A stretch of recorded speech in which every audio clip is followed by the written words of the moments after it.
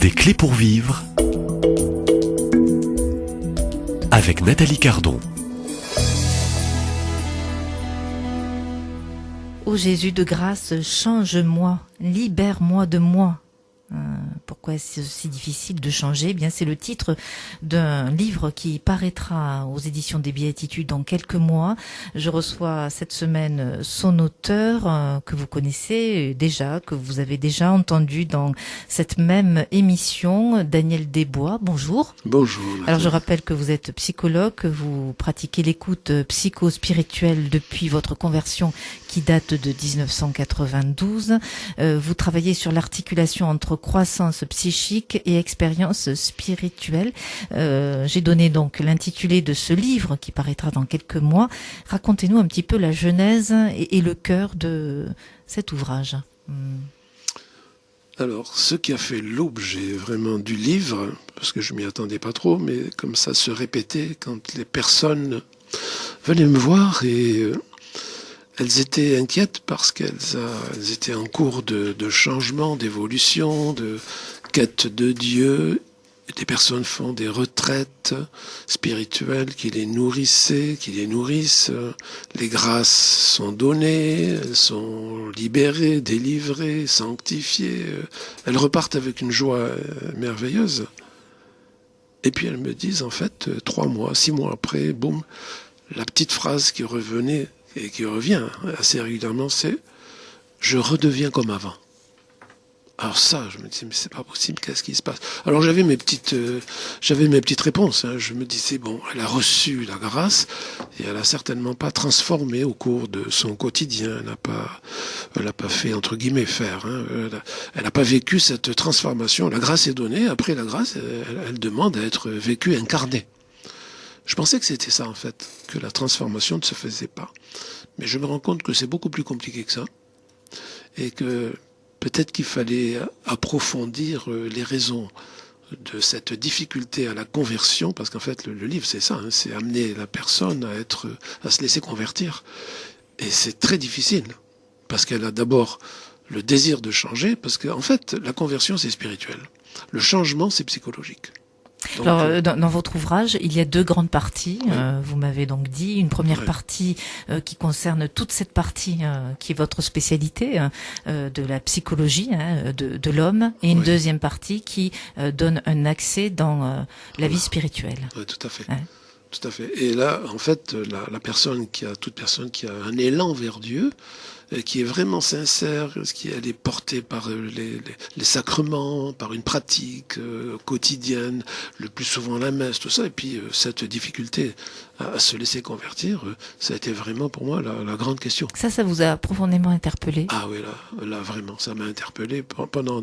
J'ai mis du temps à comprendre, parce on aura l'occasion d'en reparler. Oui, bien sûr. De comprendre qu'est-ce qui fait que ça soit aussi difficile. Donc il y avait un véritable nœud. Là, il y a un nœud. Ah oui, là, tout à fait. Là, il y a un nœud. Et puis, j'ai dit, il faut comprendre et puis partager pour que les personnes ne s'inquiètent pas. Parce que pour moi, c'est important. En fait, mais vous inquiétez pas. La grâce a été donnée, elle peut pas être reprise. Elle est donnée, elle est là, à disposition. Mais. Il y a un mais. Il y a un mais. Oui. Il y a un mais, c'est la psychologie. C'est-à-dire que Dieu donne à l'âme la nourriture nécessaire pour que la personne puisse profiter de cette grâce qui est donnée. Mais il y a une histoire. Il y a une histoire, et dans l'histoire, sur tout individu, il y a toujours des blessures qui sont plus ou moins graves, plus ou moins fortes, d'un petit enfant qui débarque dans une famille avec un papa et une maman qui sont, de toute façon, ils sont pécheurs. Oui, on est tous pécheurs par nature, donc il y a quelque chose qui est normal. Mais si je ne penche pas mon attention sur les raisons, sur la connaissance déjà de ma blessure, si je ne m'y attarde pas, eh bien, je vais avoir des difficultés à comprendre pourquoi spirituellement, ça traîne. Ça traîne. Donc on peut entendre, Daniel, combien en fait il faut, avoir peut-être l'humilité, le courage, la volonté de s'arrêter, de relire les blessures de cette période d'innocence de l'enfant. L'enfant qui, au fond, a été blessé. Oui, Ouais. Et beaucoup de personnes n'en ont pas conscience. Tout à l'heure, en venant au studio, j'ai eu un appel téléphonique d'une personne qui est une jeune femme qui a absolument tout. Elle a tout ce qu'il faut. Elle est intelligente, elle est vraiment une belle incarnation. Elle est dans la prière énormément, dans la pratique.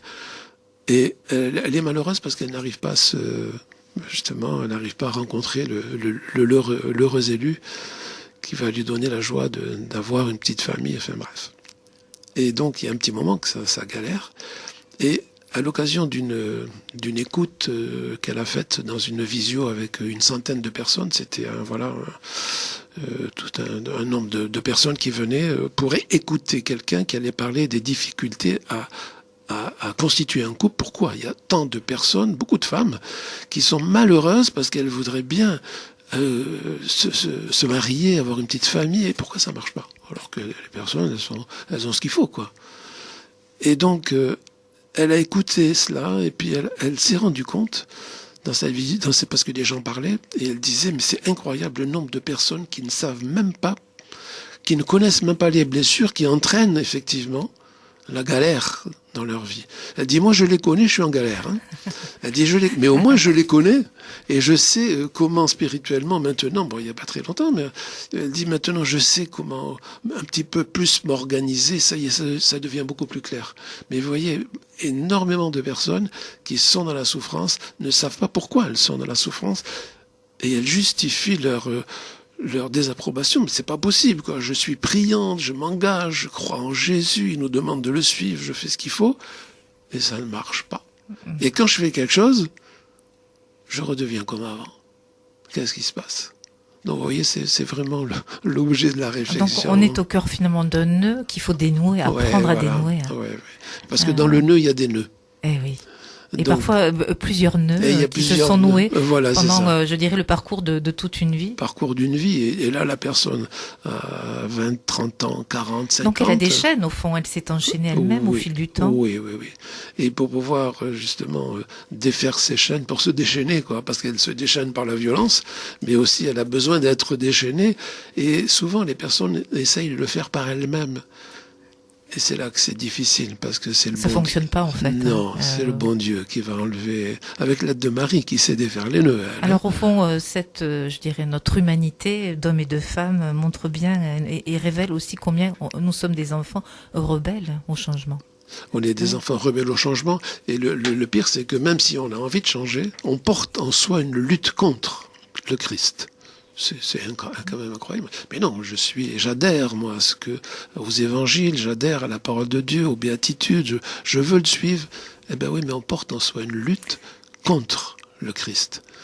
Ben, c'est normal, puisque depuis la chute, en fait, on parle de la chute, on dit, Dieu nous a mis dehors parce qu'on avait chuté. Mais en fin de compte, c'est même pas Dieu qu'on a mis dehors, c'est même pas nous qui avons été mis dehors, c'est nous qui avons mis Dieu dehors.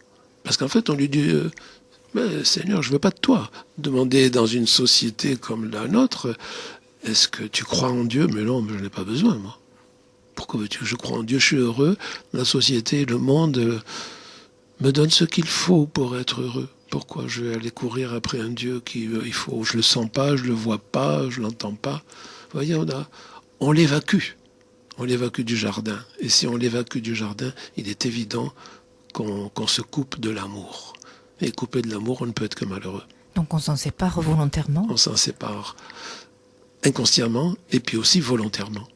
Inconsciemment, on est déjà en rupture avec Dieu depuis la chute des origines, mais après, on fait le choix de se séparer, en fin de compte, encore plus. Je ne vais pas dire définitivement, heureusement qu'il y a des conversions qui tombent par grâce, comme notre petite famille, mon couple et puis moi-même, où là le bon Dieu vient chercher vraiment les brebis perdues et les têtes dures pour leur dire, bon écoute, maintenant ça suffit, hein.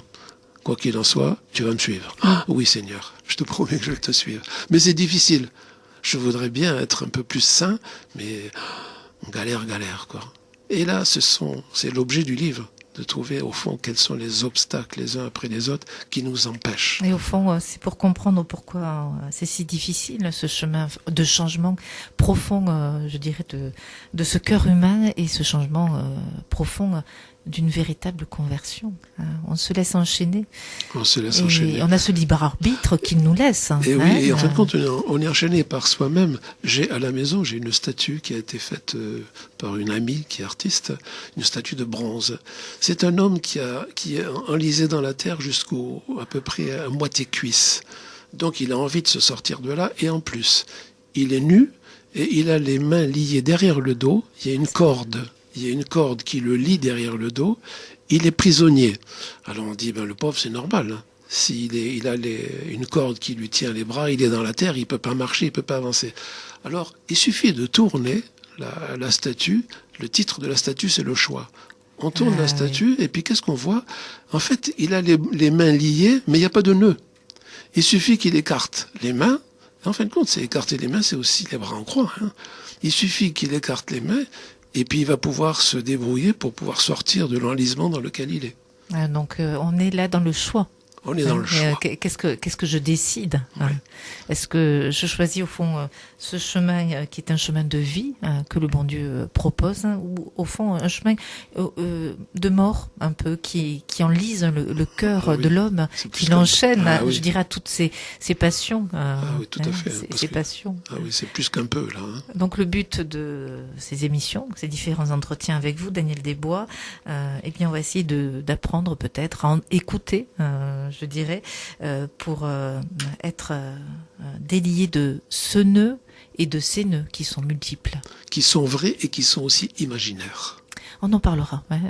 Daniel Desbois, merci pour ces premières minutes dans ce premier épisode de cette nouvelle série. Je vous propose de vous retrouver ici dans nos studios et dans ce sanctuaire. Vous vous êtes déplacé depuis Toulouse pour venir au pied de Marie à Lourdes.